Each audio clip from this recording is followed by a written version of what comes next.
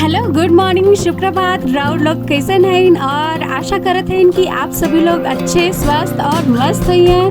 तो हम पूजा सिंह स्वागत करत हैं अपने इस YouTube channel short little style life style में। तो दोस्तों, आप सभी लोग कैसन हैं? अभी हम लोग तैयार होके जात है जा मार्केट, और फिर मार्केट से जाल जी आज मंदिर, राधा कृष्णा मंदिर, जो कि बहुत ही अच्छा मंदिर है, बहुत ही फेमस मंदिर है। आप लोग भी यहाँ पे जरूर अइहन दर्शन करे खातिर।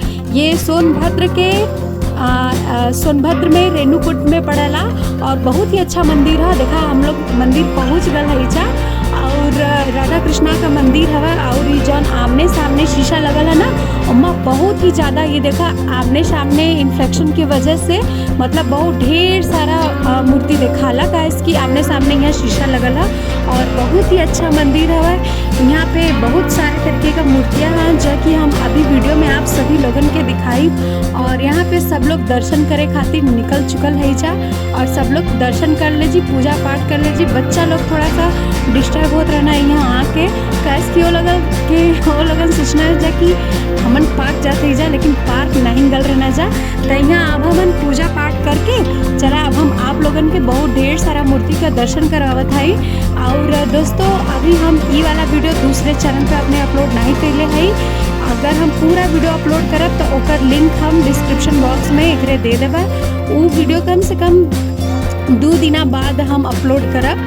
तो देखा यहाँ पे बहुत ढेर सारा मूर्ति है, राधा कृष्णा और सीताराम। यहाँ पे सीताराम जी का मूर्ति है। और फिर उसके बाद हमन कुछ थोड़ा सा दर्शन करने के बाद अब हमन चल दिले जा अंदर की तरफ। और सबसे पहले एंट्री गेट पे ही 2 ठे शेर हवा, और ये देखा है रानी लक्ष्मीबाई, जो कि अपने बच्चा के लेकर के सारे शत्रुओं से युद्ध करे रहनी और अपने बच्चा का पूरा रक्षा कैले रहनी।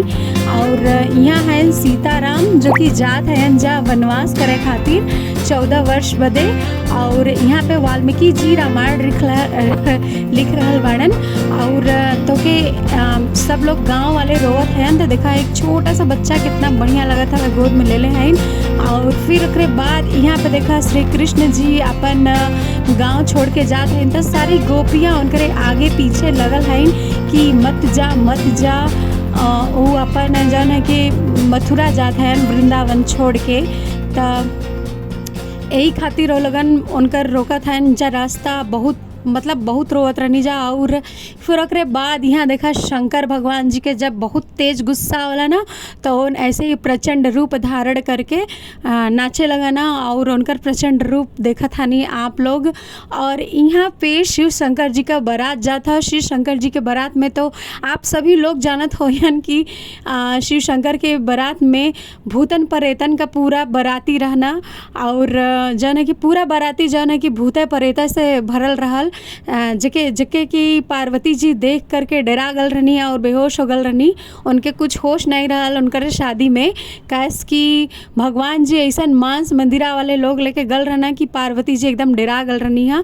तो ये देखा यहाँ पे विष पिए जात हन शंकर भगवान, और जौन है कि रोकत हैं माता रानी पार्वती जी। और बहुत ही अच्छा। और ऊपर आप लोग देख सका ना कि समुद्र मंथन होता हुआ है। और यहाँ पे देखा मीरा जी जब गाना गावनी ना कृष्ण जी बदे, मीरा जी कृष्ण जी की अथवा भक्ति पुजारन हैं। तो यहाँ पे सब लोग जब गाना गावनी तो सब पशु पक्षी जुट गल हैं। तो यहाँ का वो मूर्ति बनल है। यहाँ शिवाजी राणा प्रताप हैं, उन्होंने जात रहना युद्ध करे खातिर। था उनकर पत्नी मतलब सारे जो गांव वाले रहना, जौन गुरु रहना उनके मतलब कि बोलत रहना कि अच्छे से जाके शत्रुअन के मतलब हरा देहा, और अच्छे से लड़ाई करिया, अच्छे से युद्ध करिया, ताकि युद्ध में तू वीर गति प्राप्त करिया। यह कुछ संदेश देते हैं गुरु जी। और यहाँ पे देखा चीर हरण होता हुआ यहाँ पे। और महाभारत आप लोग देख ले हो जा, तो यहाँ पे चीर हरण। तो यहाँ द्रौपदी जी का चीर हरण होता और एक कोने में से श्री कृष्ण भगवान जी मतलब कि चीर हरण होता, साड़ी मतलब उनकरा के अपने आशीर्वाद और शक्ति के जरिए अपनी बहन की लाज बचावत हन। और मतलब कि यहाँ से वो लोगन कुछ नहीं कर सकत हन जा कृष्ण जी, लेकिन तब पर भी उनकर एक भाई के रूप में वहाँ उनकर मदद करत हैं। तो दोस्तों ये मूर्ति देखा राधा कृष्ण मंदिर का है, जो कि बहुत ही अच्छा मंदिर हवा। आप लोग की जरूरत ना होई कि आप लोग वृंदावन या मथुरा ही जा करके ये सब मूर्ति देखें। आप लोग रेणुकूट सोनभद्र जैसे जिले में भी आके देख सकना। यहाँ देखा श्री राम जी और लक्ष्मण जी हैं, सबरी जी बेर खियावत हैं, अपन जूठा जूठा फल खियावत हैं, जौन की जूठा कैले रहनी ये खातिर कि मीठा हो कि नहीं। और यहाँ पे जब रावण सीता के हरण करके लेके गल रहना तो गरुड़ जी का पंख काट देले रहल रावण। सीता के बचावे खातिर गरुड़ जी बहुत युद्ध कैले रहना है, लेकिन लास्ट में अंतिम में आके उनकर पंख काट दिले।